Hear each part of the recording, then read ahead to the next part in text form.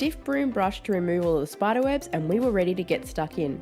Our fence is all prepped and now we're up to the point where we actually get to have some fun and use the sprayer. I've gone ahead and unpacked it to have a look at exactly what is involved, and I have also tried it with water on the brick wall behind me just to see what it's all about.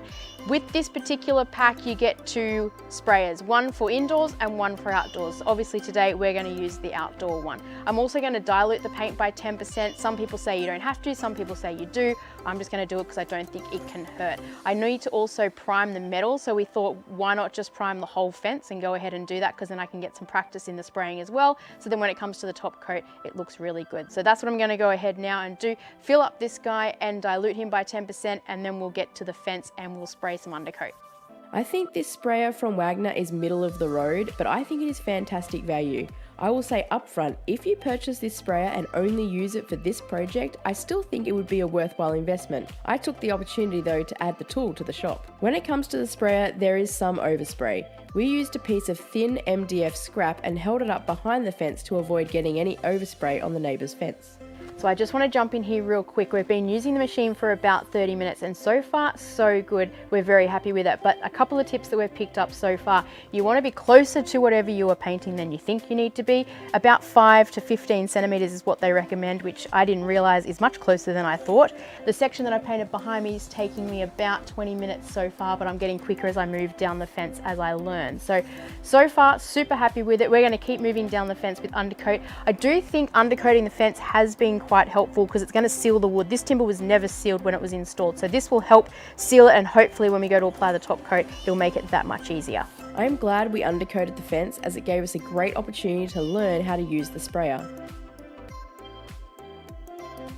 The first tip that I will pass on is keep a damp cloth close by so that you can regularly clean out the nozzle. This will avoid any paint buildup. Alright, it's the next day and we are getting set up to paint the colour onto the fence, and for us we're going to use Dulux Basalt, which matches the render on the front of our house. So far we've spent about 4 hours, 5 litres of paint to paint about 30 metres of fence. So in terms of using the paint sprayer, that includes learning how to use it, so I think we're doing pretty well on time. I'm going to mask up the concrete behind me, and you'll notice that I haven't done anything with the grass. Firstly, how do you mask off grass? And secondly, I haven't mowed the lawn, so at the end of the project I will do that. Hopefully most of that will go. If not, it will grow out. I'm not that worried. So we're going to go ahead and get that masked up behind me, and then we can start to paint the top coat on. My plan was to tape down the plastic, but as you can see, this did not work, so I had to change tack as it was still quite early in the morning and the concrete was not dry. I started on a different part of the fence and came back to this part later when the temp had warmed up a little. We repeated the process with the MDF behind the fence and we made our way along. Working in a team for this process made life a whole lot easier.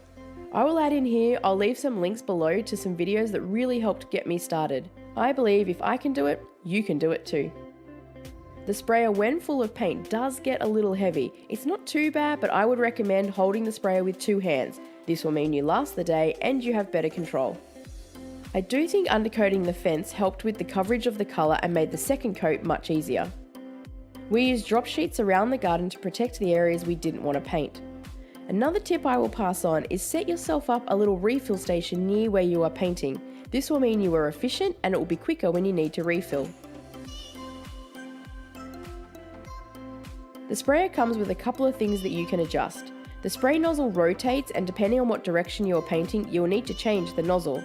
This is helpful to get the most coverage and is also handy that you can put it on a diagonal when trying to get in those tight spots. To change how wide your spray is, there are 2 dials you can play with. There is a power dial on top and then there is a dial on the outdoor sprayer. The more power, the bigger the spray. There are some suggestions in the manual and on the sprayer, but I think it is just best to try and see what you think is best. Coat 1 is all done, and I'm not going to lie, it's hard work. It's hard on our lower back, it's hard on our arms, but I don't think that would change compared to the roller, compared to a sprayer. So it is what it is. It's hard work and we've got to get the job done. Some things that I have learnt, because I don't think I should call them tips because I'm learning as I go along, given that I've never used it before.